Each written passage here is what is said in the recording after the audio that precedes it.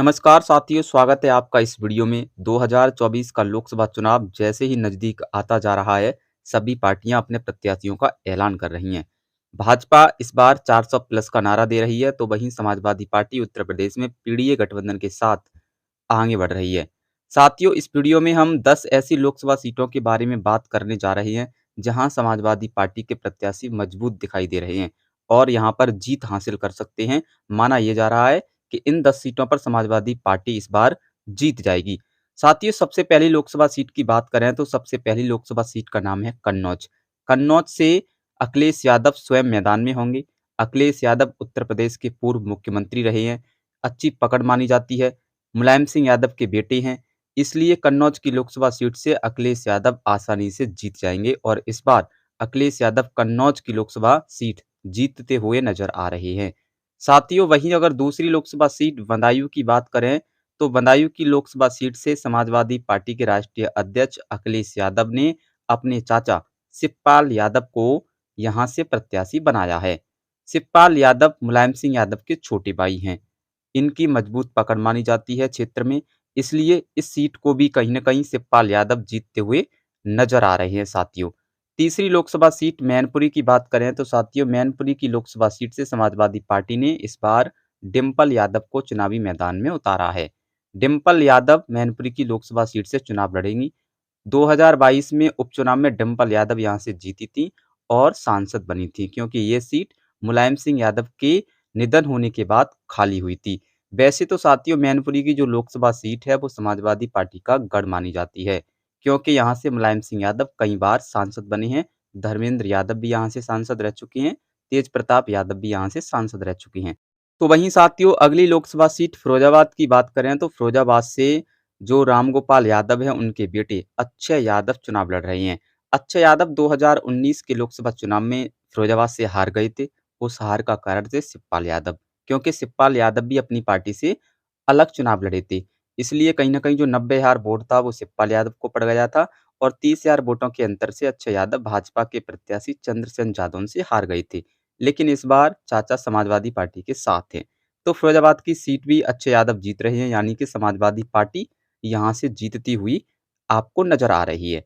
साथियों, अगली लोकसभा सीट फूलपुर की बात करें तो फूलपुर की लोकसभा सीट से पल्लवी पटेल चुनाव मैदान में होंगी और फूलपुर की लोकसभा सीट पर जो पटेल वोटर है वो अधिक है, इसलिए कहीं न कहीं इस सीट पर पल्लवी पटेल चुनावी मैदान में आएँगी और जीत जाएँगी। वैसे माना ये भी जा रहा है कि फूलपुर की लोकसभा सीट से भाजपा इस बार केशव प्रसाद मौर्य, जो उत्तर प्रदेश में डिप्टी सीएम हैं, उनको उतारना चाहती है पल्लवी पटेल के सामने।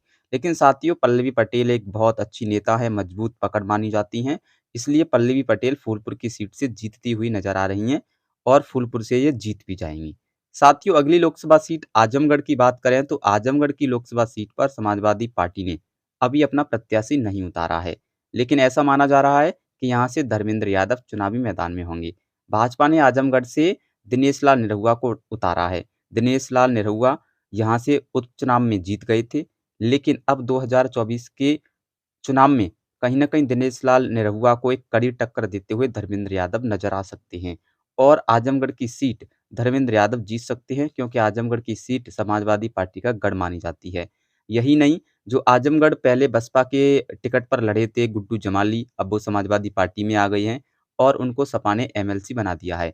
इसलिए इस सीट को भी समाजवादी पार्टी जीतती हुई नजर आ रही है। तो वहीं साथियों, अगली लोकसभा सीट है गाजीपुर की लोकसभा सीट। गाजीपुर की लोकसभा सीट से समाजवादी पार्टी ने अपने प्रत्याशी के तौर पर अफजाल अंसारी को प्रत्याशी बनाया है और इस सीट पर अफजाल अंसारी जीतते हुए नजर आ रहे हैं साथियों, क्योंकि अफजाल अंसारी का जो लोकसभा क्षेत्र है उसमें बहुत मजबूत पकड़ रखते हैं। मुस्लिम समाज के नेता हैं, इसलिए मुस्लिम समाज पर भी एक अच्छी खासी पकड़ रखते हैं। साथियों, अगली लोकसभा सीट की बात करें तो अगली लोकसभा सीट का नाम है कैराना। कैराना लोकसभा सीट से समाजवादी पार्टी ने इकरा हसन को अपना प्रत्याशी बनाया है। इकरा हसन लंदन यूनिवर्सिटी से पढ़कर आई हैं, पढ़ी-लिखी हैं। पढ़ी-लिखी प्रत्याशी होने के कारण इनका जो परिवार है वो राजनीति में है। बहुत पहले से इनके पिताजी, इनके दादा, इनके भाई राजनीति में रहे हैं। इसलिए इनका इसका भी लाभ इनको मिल सकता है और इनके बड़े भाई विधायक भी रह चुके हैं। इसलिए इनको कहीं न कहीं इसका लाभ मिल सकता है और कैराना की लोकसभा सीट से इकरा हसन जीतती हुई नज़र आ रही हैं साथियों। अगली लोकसभा सीट गोंडा की बात करें तो साथियों गोंडा की लोकसभा सीट से श्रेया वर्मा को समाजवादी पार्टी ने अपना प्रत्याशी बनाया है और ये बहुत ही कम उम्र की प्रत्याशी हैं समाजवादी पार्टी की। अगर ये जीतती हैं तो संसद में जाएँगी तो कम उम्र की सांसद भी होंगी साथियों। साथियों आपको बता दें कि इनका परिवार भी राजनीति से ताल्लुक़ रखता है। तो वहीं साथियों अगली लोकसभा सीट अकबरपुर की बात करें तो अकबरपुर की लोकसभा सीट से समाजवादी पार्टी ने राजा रामपाल को अपना प्रत्याशी बनाया है और ये कई सालों से अपने क्षेत्र में भ्रमण कर रहे हैं। ऐसा माना जा रहा है कि अकबरपुर की लोकसभा सीट से भी समाजवादी पार्टी के जो प्रत्याशी हैं राजा रामपाल, वो जीतते हुए नजर आ रहे हैं। अगली लोकसभा सीट संभल की बात करें तो साथ ही संभल की लोकसभा सीट पर समाजवादी पार्टी ने शफीकुर रहमान को अपना प्रत्याशी बनाया था, लेकिन कुछ दिन पहले ही उनका इंतकाल हो चुका है। अब समाजवादी पार्टी यहाँ से अपना कोई नया प्रत्याशी उतारेगी और जहाँ तक है वहाँ तक समाजवादी पार्टी इस सीट पर नए चेहरे पर दाँव खेल सकती है। लेकिन संभल में मुस्लिम प्लस यादव वोट अगर एकजुट हो जाते हैं तो कहीं न कहीं संभल की सीट समाजवादी पार्टी जीत जाएगी। क्योंकि 2 सालों से लगातार संभल की लोकसभा सीट को समाजवादी पार्टी जीतती आ रही है 2 बार।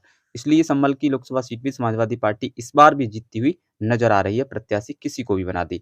तो साथियों ये वो सीटें थी जहाँ पर समाजवादी पार्टी के प्रत्याशी जीतते हुए नजर आ रहे हैं। 2024 के लोकसभा चुनाव में इन सीटों पर समाजवादी पार्टी बढ़त बनाए हुए है और ये प्रत्याशी जिताऊ प्रत्याशी हैं समाजवादी पार्टी के, जो 2024 के लोकसभा चुनाव में जीतकर सांसद बन सकते हैं।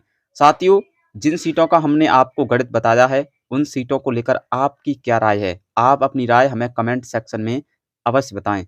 अगर आपने अभी तक हमारे चैनल को सब्सक्राइब नहीं किया है, तो प्लीज़ आप सब्सक्राइब अवश्य कर लें। मिलते हैं फिर एक और नई वीडियो के साथ, जब तक के लिए धन्यवाद।